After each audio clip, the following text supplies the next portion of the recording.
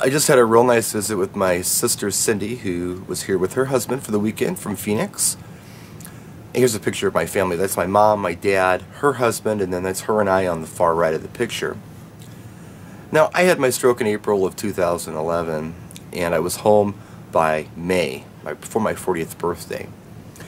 My sister, that same year, in August, was in a very severe boating accident and left her with a broken back and I think 2 places, a broken neck, severe head trauma. She was in a coma for a while. I believe she was in the hospital all in all for about 3 months.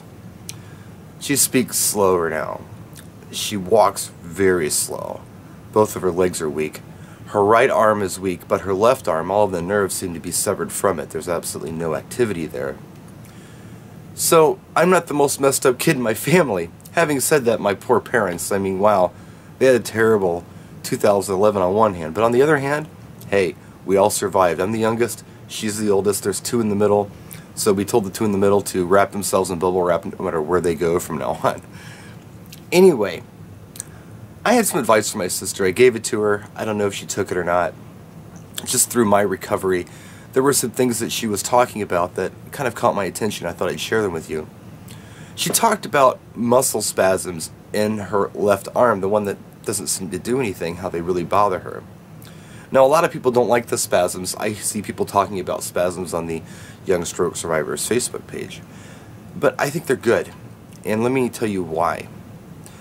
When you don't have control of something, you know, like an arm, like this one is my crap arm, you know, the zombie arm as my kid calls it, because it was dead and now it's slowly coming back to life.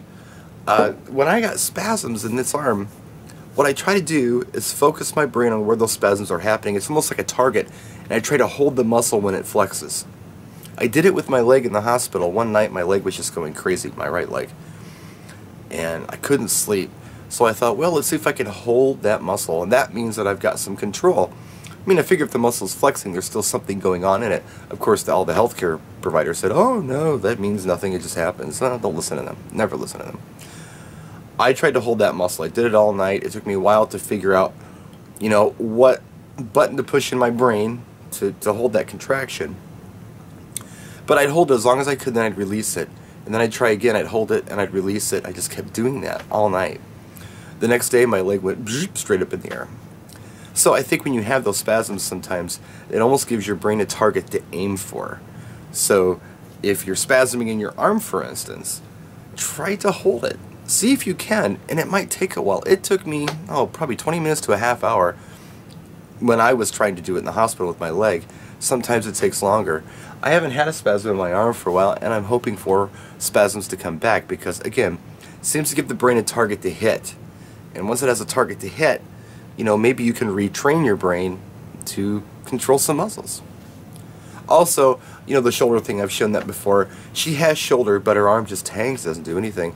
So I'm suggesting that she pull the shoulder back like I do when I walk and work on, you know, trying to swing her shoulders so her arms swing. It might help help her balance a little bit.